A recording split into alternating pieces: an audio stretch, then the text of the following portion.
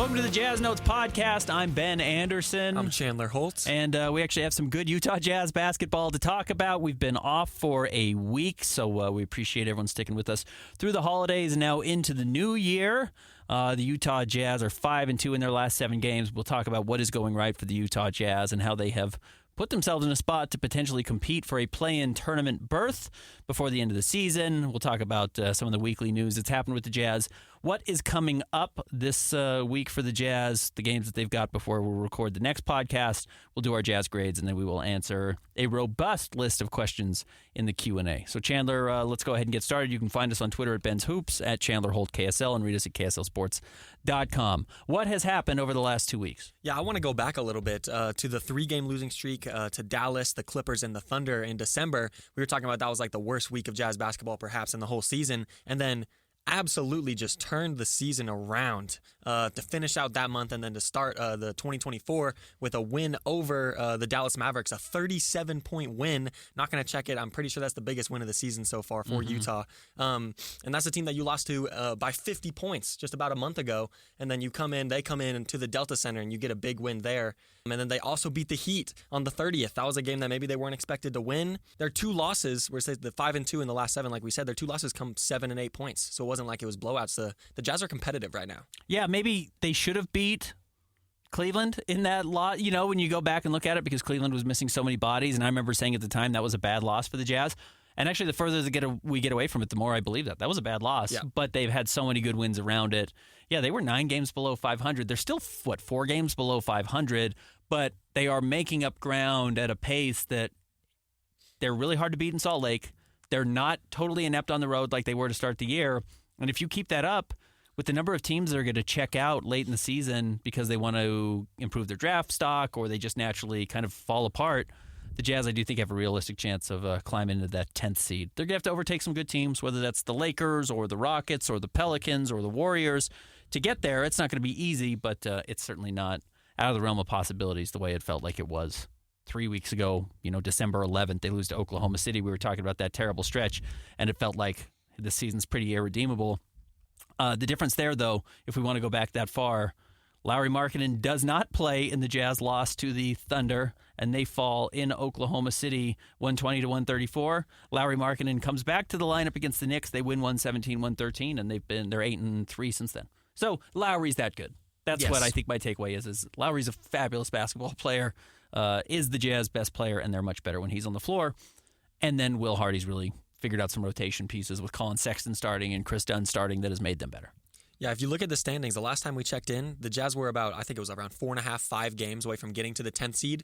Right now, they're only 1.5 games from moving up and stealing the 11th seed from the Warriors, and 2 games from stealing the 10th seed from the Lakers. Yeah. So they're right there in that picture, and they have a game tonight against the Pistons, so they could potentially inch a little bit closer. Yeah, so the week ahead, the Jazz play the Pistons tonight, as you mentioned. Really tough road trip. Yes. In Philly. Well, they start in Boston on Friday, back-to-back in Philly Saturday night, and they close it out Monday on the road in Milwaukee. If you win one of those games, you're probably happy. If the Jazz go 2-2 this week, I think it's a really good sign. Oh, yes, definitely, because you're looking at You're going to beat Detroit. Yeah, they're going to beat Detroit. You have to beat Detroit when you look at the upcoming games after this, because we've talked about it. The tough schedule doesn't just stop after this 3-game road trip for the Jazz. If you look at the games coming after that, you have Denver, you have Los Angeles, you have Indiana, Golden State, Oklahoma City. You have a bunch of really good teams, but this Eastern Conference road trip is going to be potentially the toughest 3-game stretch of the season. Right. Boston has been on top of the world in the East. They're 26-7, which is the best record in the NBA right now. And then Milwaukee and Philly are 2nd and 3rd. Yeah. All of those teams have looked really good as of late, and all of them are really good defensive teams as well. 3 games in 4 nights, really difficult against 3 of the 5 or 6 best teams in the NBA. So probably not going to be pretty, but again, if you can steal one of those games and beat Detroit tonight, you're gonna feel like you're in good shape. That's what's coming up. Over the last week, it's been a fun week. Again, we've talked about the wins already for the Jazz, but most notably, Jordan Clarkson, after 15 years, breaks the triple-double drought. And a fun way to kick off the new year. And I thought it was very fitting that, A, it was Jordan Clarkson, B, that it happened on New Year's when everyone's kind of turning a page already, and everyone was excited about it. In a very easy win.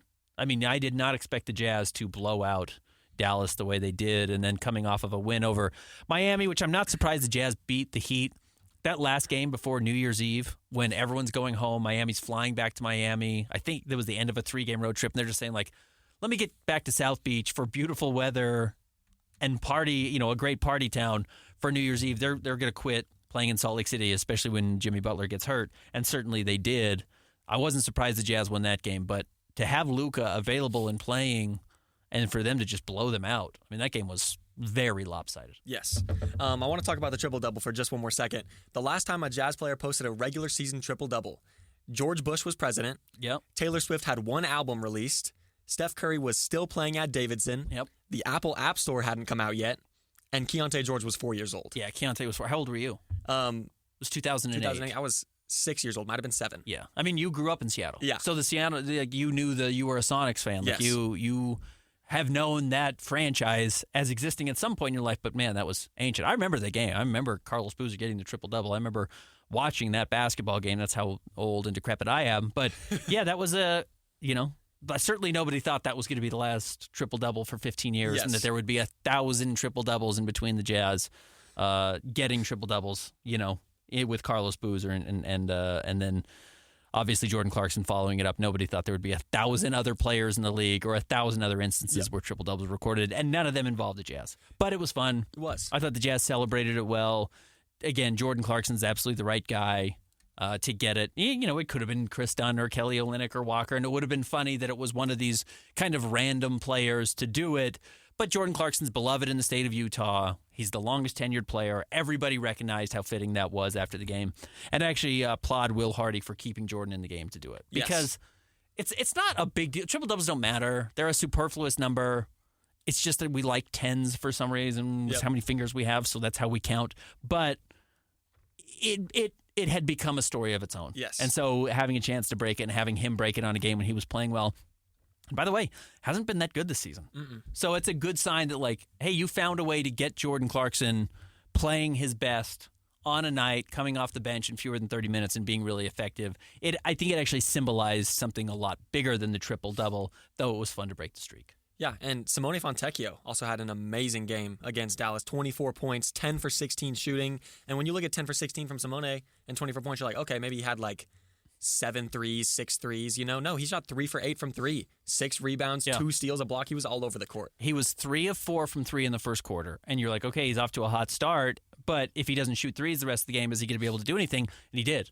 Simone's gotten really good. He's become a really good player. He's somebody who, I know we had talked about early in this podcast of, like, he's a borderline NBA player. Maybe he's not on the roster next year. Maybe he's just competing. We actually said, I think he was the player I picked for, like, who needs a good year for the Jazz to start the season.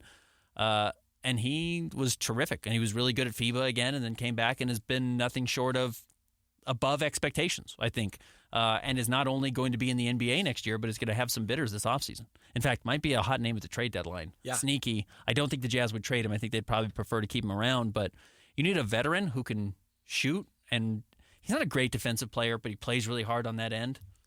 Those guys matter. You like to have those guys. And he's 28 years old, so he may not fit the Jazz timeline, but if you keep him around, he's just fine. So good for him. He's had a great week as well. And you're right, that 24-point outing was pretty impressive, and one of the surprises so far in the Jazz season. He's been a big part of their turnaround. Let's take a quick break. When we come back, we will give our Jazz grades, and we will answer an extended Q&A mailbag session.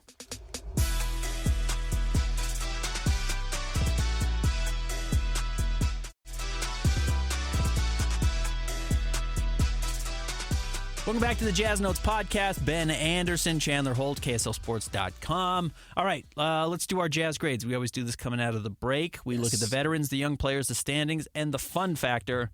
And let's start with the veterans. I guess we can do this really over the last 2 weeks because we didn't do any grades last week, the day after Christmas. Veterans, man, they've been pretty spectacular. Yeah, as you mentioned, ever since Lauri Markkanen made his return, the Jazz have looked like basically a different team, and he leads that veteran group. Jordan Clarkson has struggled, like you said, but he had the triple-double yesterday, and he's been returned to a bench role, and I think that's been good for him to sort of get his feet back under him and get his shot back a little bit. And then you have other veterans performing pretty well. I think all these grades are going to be pretty high after the last few weeks of Jazz basketball. I'm going to go maybe a B, flat B. I think I'm going to go B+. B+. Lowry's been good. Collins playing the best basketball of his season, which I think is really important. Colin Sexton moving into the starting lineup has been critical for the Jazz having the success that they are having right now. John Collins has actually been somewhat suitable. Like, he's kind of quiet, but I don't think he's losing you games right now, which there were stretches early in the year where I thought John Collins might be losing you games. He's kind of fallen back in the rotation a little bit. He's less of a focus, but he's not become a bad teammate as a result.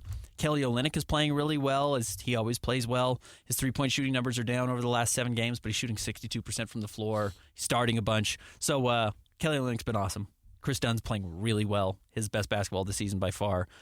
So yeah, B+. I'm very happy with that grade for the Jazz veterans. Part of the reason, and it's the main reason why they're winning as many games as they are. Now moving on to the young players. Keontae George returned from injury. He's been playing pretty well, and Simone Fontecchio as well. Walker Kessler has been coming off the bench, which I saw some Jazz fans were upset with. I don't think it's the worst thing.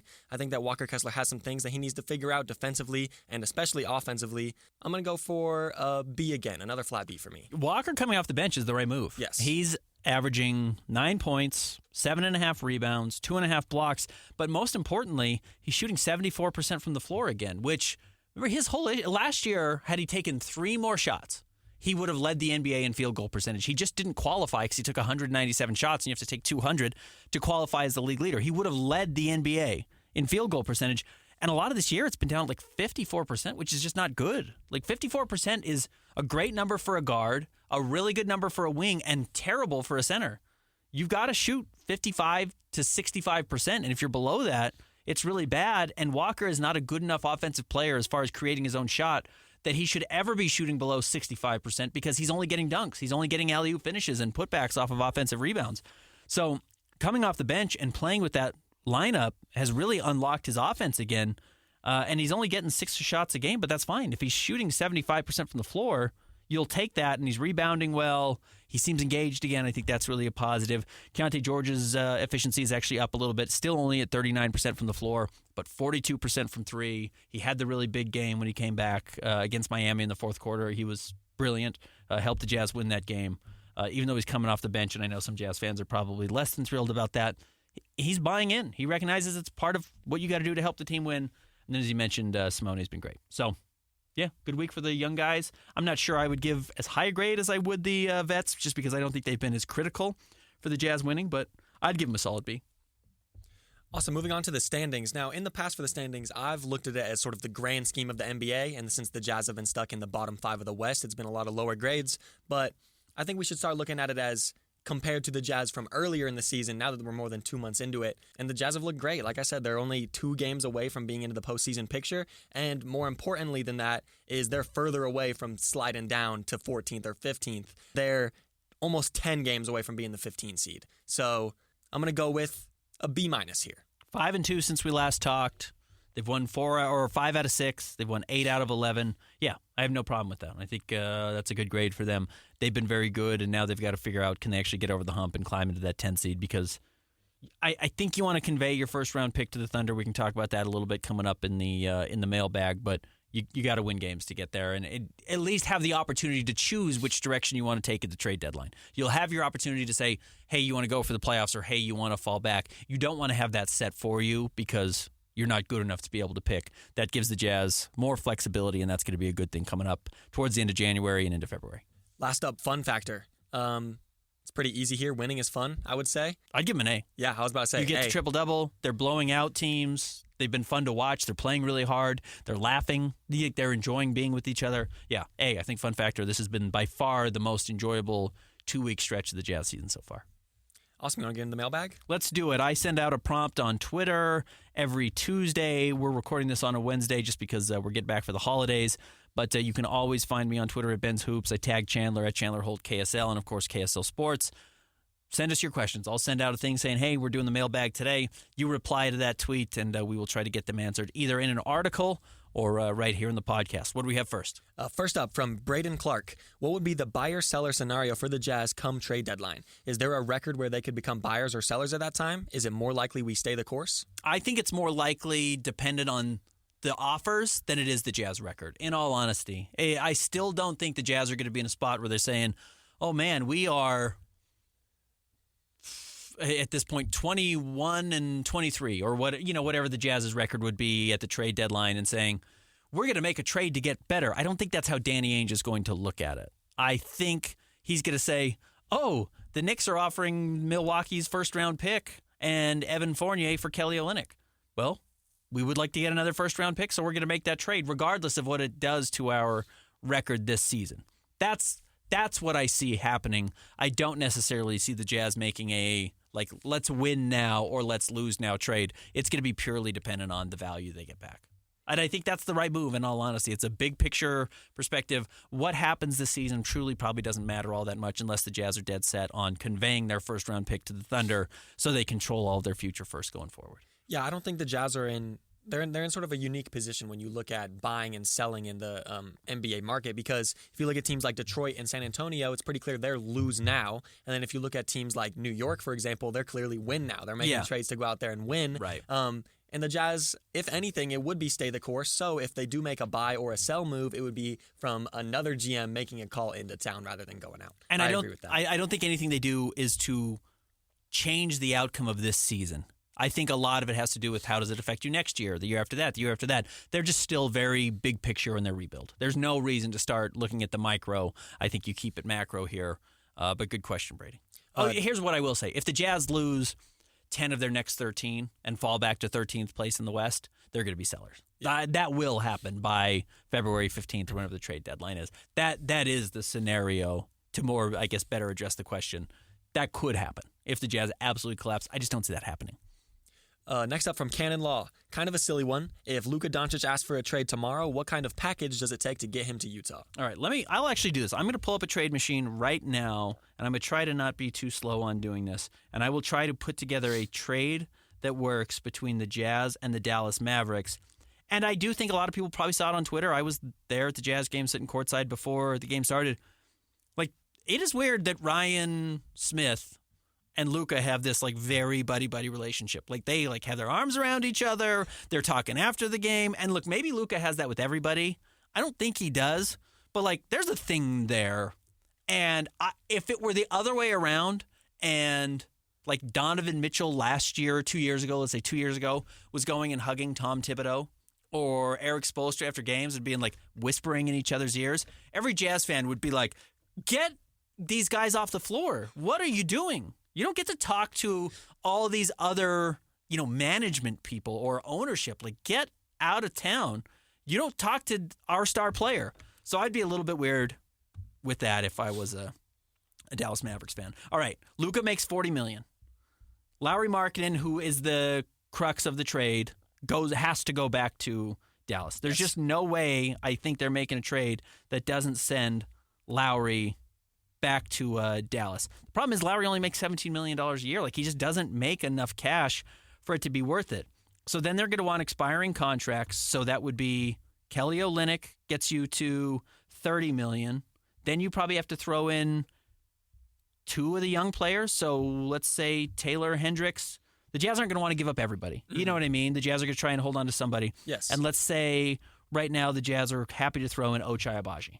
So that is Ochai, Taylor, as far as the young pieces, expiring in Kelly Olynyk, and Lauri Markkanen, who's a player that they can build around. And then the Jazz have 17 future picks going out. So the Jazz send out their own 2025 pick. The Jazz send out their own 2027 pick. These are all unprotected, by the way, because it's Luka Doncic.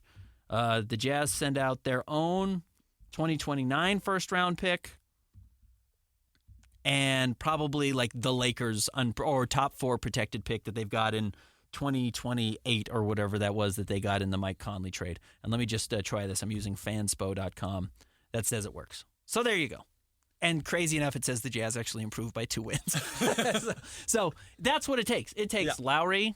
It takes 2 of the 4 young players, if not more, and you're really happy that you held on to Walker Kessler and Keontae George in this conversation, and you might not be able to do that. Yep. You might have to give up one of those 2 players in this conversation to get Luka Doncic. And then that means that, A, Luka has become available, B, that the Jazz had the best offer, which everybody would line up to get him. Oh, yes. What's actually kind of a little bit interesting and maybe a good point for the Jazz suddenly is that the team that could always outdo the Jazz in these trades was going to be Oklahoma City.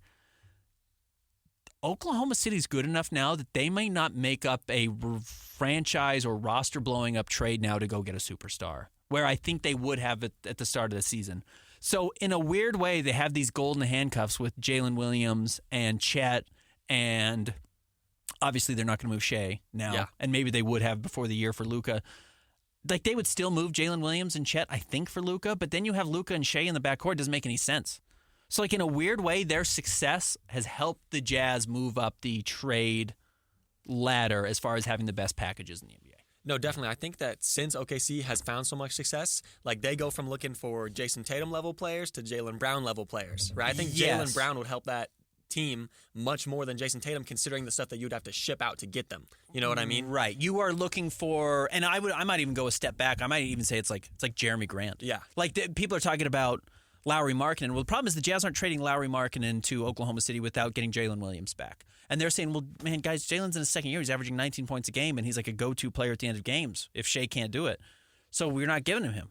So it's like, okay, well, then they have to go and look at draft picks for Jeremy Grant and salaries, and they could, maybe throw in Lou Dort. And that package is not good enough to get Lowry. It is good enough to get somebody out of Portland, though. So, yeah, they've actually gotten really interesting. Because they're not going to want to give up any of their young pieces. And, guys, if you're trading a star, you want young pieces back. So they've almost had too much success to add another piece. They almost have to go all in this year, or just don't do it at all. And then I don't know if they're good enough to win a title. That's the hard part. Jazz had the best record in the NBA, too, a couple of years ago, and weren't good enough to win in the playoffs. We will see if the Thunder are able to do it. All right. Sorry, that was a weird tangent off of a Luka Doncic trade request. Next up, from Glenn Anderson, how do we make sure we don't turn into the Detroit Pistons, who recently set the longest losing streak in NBA history? Well, it really helps to have Danny Ainge and Justin Zanuck, who are not morons. And the Detroit Pistons front office is a joke and is part of the reason why they are in this disaster. I think Monty Williams is a good coach, actually. Maybe I'm way off on that, but I think Monty Williams has proven he's a good coach historically. Will Hardy's obviously a very good coach, so I'm not worried about that. But clearly a good coach can lose 28 games in a row like Monty Williams and the Pistons did, but their management is such a joke. Oh, yeah. That's the problem. Ownership and management is terrible, and the Jazz have really involved ownership and management that they just wouldn't let it get to that point. And here's the difference between Detroit and some of the other young teams in the NBA. Like, I'm not gonna of course the Utah Jazz and the OKC Thunder, those are the two teams I'm gonna use an example here, are young teams that have blatantly much more talent than the Detroit Pistons do. But they're all young teams, right? But it's the difference between young teams that can play together and that work together and don't. The Detroit Pistons have zero shooting on the roster. Right. It's a disaster the way that team is put together. Yes. And then you need a good balance of veterans and rookies. Like, if you look at the OKC Thunder, they have Shea. He's basically a veteran now. He's been in the league since, 2018, 2019? He's on his second contract. Yeah, exactly. And you have some older guys that come off the bench. And then for the Utah Jazz, you have Markkanen, who's a veteran now. You have Kelly Olynyk. For the Detroit, you have Bogdanovich, who's... Oh, I like Boyan. Yeah, he's good. I loved covering him. He's a specialist. Yes. It's one of the interesting, and we can talk about the Bogdanovich trade because it involved Kelly Olynyk. And last year, I remember thinking well, that's a bad value for the Jazz. Kelly is not as good as Boyan Bogdanovich, and maybe in certain situations he's not. Boyan can play 25 to 30 minutes on a playoff team, and I think you're good. And Kelly, I don't think can play 30 minutes in the playoffs. I actually believe that. But what Kelly does is so unique and so special, and what Boyan does is so specialized. In some ways, it's harder for a bad team to win with him. Like, I promise you, Kelly Olynyk, if he was on that Pistons team instead of Boyan Bogdanovich, they wouldn't have lost 28 games in a row. Mm-hmm. Does that make sense? He's just too good at all the other things that he would have randomly stopped a streak because he knows how to win and he knows how to do whatever a team needs. And Boyan, as great as he is, can't say, well, tonight I need to fill this role because our team needs it to get a win. Boyan says, guys, I'm going to shoot 40% from 3 on 9 attempts. That's what I do. Give me the ball. But that's not enough by itself to win games. But I love Boyan. But, the Jazz traded for Kelly Olynyk last year before the season began, specifically so they could run an offense. Specifically so they had a guy who had corporate knowledge of how to play basketball, where Walker Kessler was not yet at that point, and they needed somebody to just know how to do all the little things alongside Mike Conley to make everyone's life easier, and he did, and he continues to do that, and it's why he's going to have, I think, a pretty robust trade market.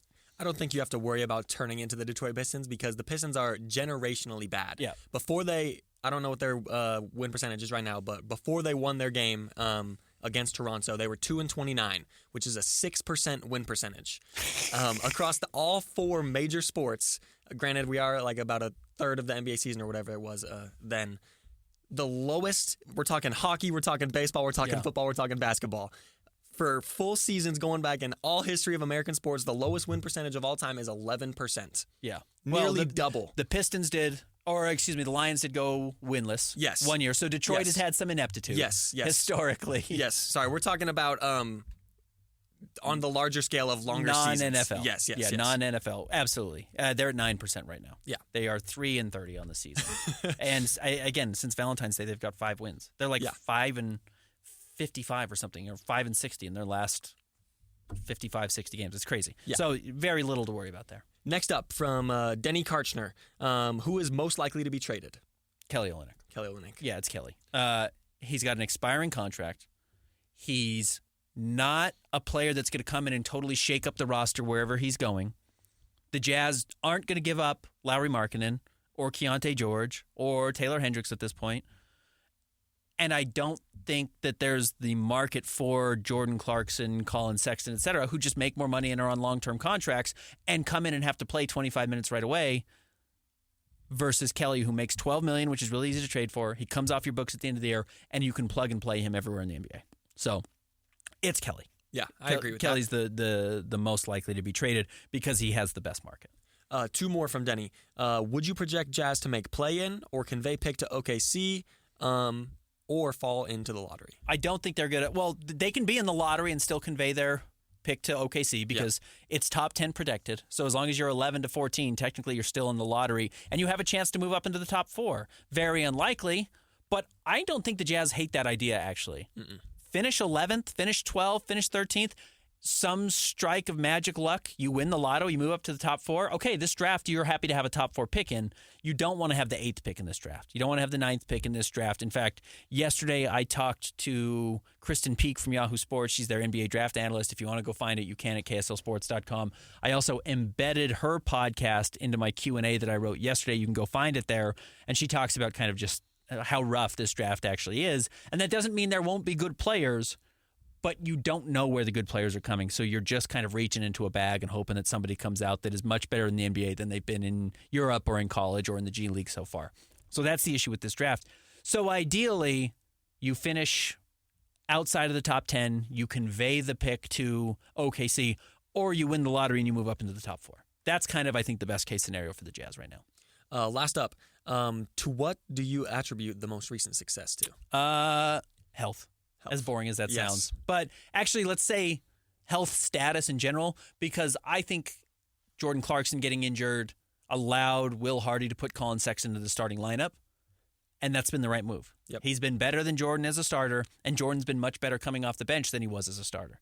So that was right, and then you found a way to use Chris Dunn, and it pushed Keontae George back to the bench, which has actually been good for Keontae George, and Taylor Horton-Tucker's out of the rotation. And we've all known that Taylor's a problem. And it's not a knock on Taylor. It's just how he fits with this roster. I think there are rosters that can use what Taylor Horton-Tucker does. But the Jazz have 2 me-first scorers and maybe 3 already who are better than he is in Jordan, Colin, and Keontae George, who are guys who can get their own shot. Taylor does that, but the Jazz have that skill set, so they don't need another guy to step in and do it. They need a guy like Chris Dunn who's just going to be unselfish and move the ball, and that's made them a lot better. Also, moving Walker out of the starting lineup with John Collins and putting Kelly Olynyk in the starting lineup has been very helpful. Next up from Ed Holinsky. As it stands right now, which Jazz players are team MVP candidates? You asked players, so I will say Lowry, and that's boring, but it's true. Kelly actually would probably be my number 2 this year on the team. But most valuable person in the Jazz organization has been Will Hardy. Yeah. Will Hardy's been amazing this year. Like, to have a team that's this young with these weird veterans that all should have splintered off and said, either I've already gotten paid or it's a contract year for me in the case of Kelly Olynyk. I'm just going to worry about me. I'm going to try and get traded out of Utah and go to a better situation.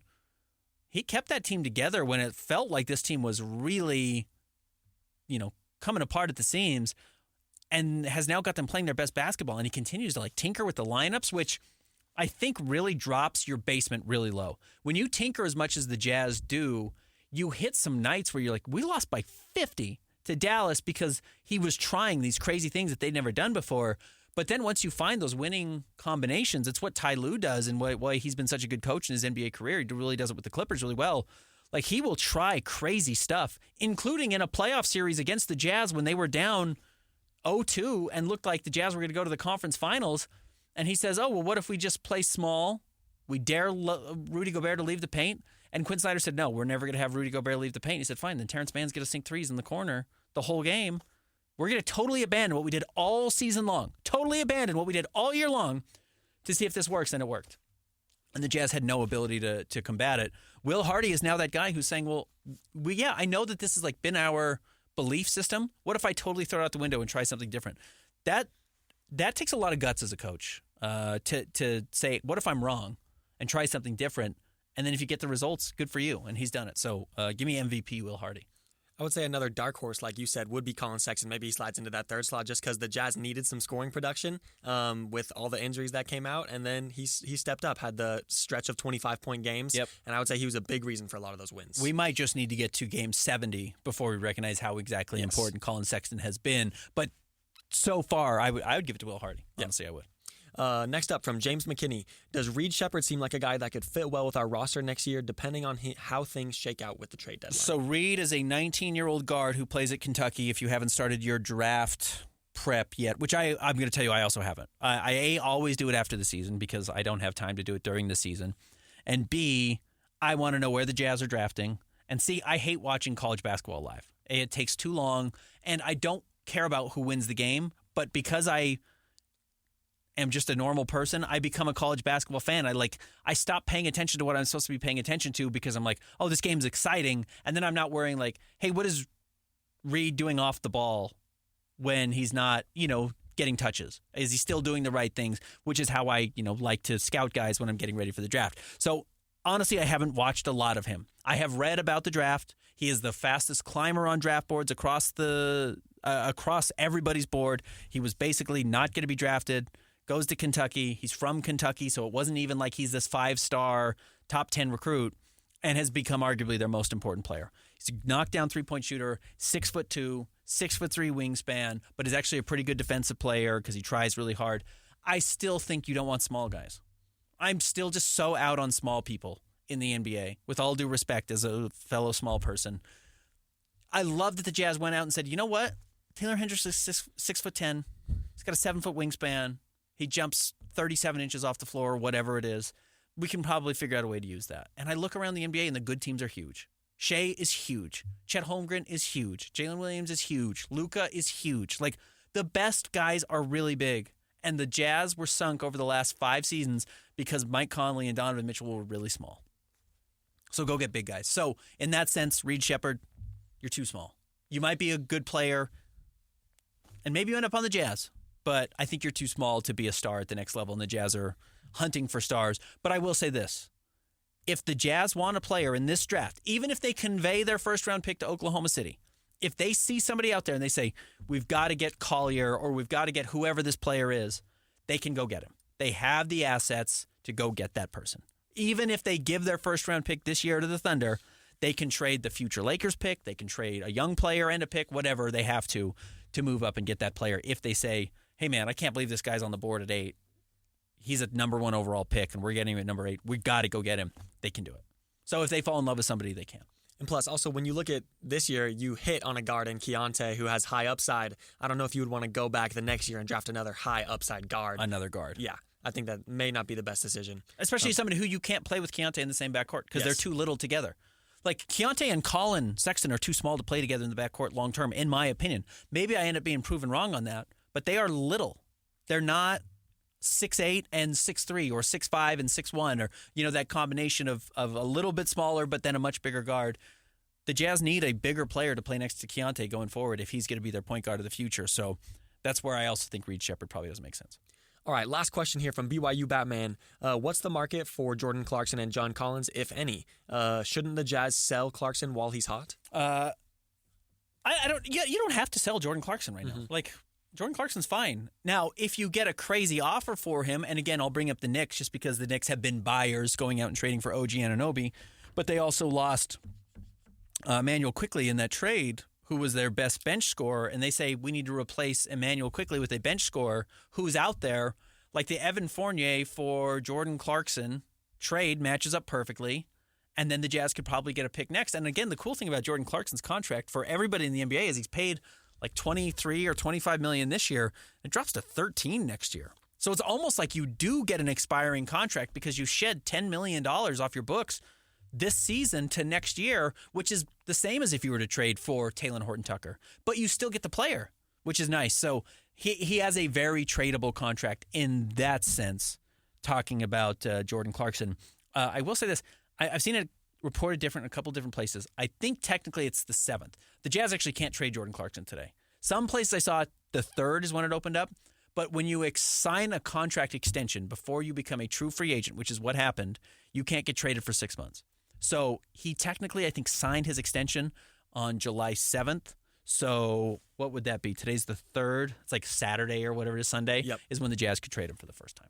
So there might actually be a market for him, but doesn't open up until next week. I think that the trade market for Jordan Clarkson is significantly higher than it is for John Collins. I think John Collins is still figuring out his career, what it's going to look like post-Atlanta. And I think that there are, quite frankly, a lot of teams that could use the spark of Jordan Clarkson.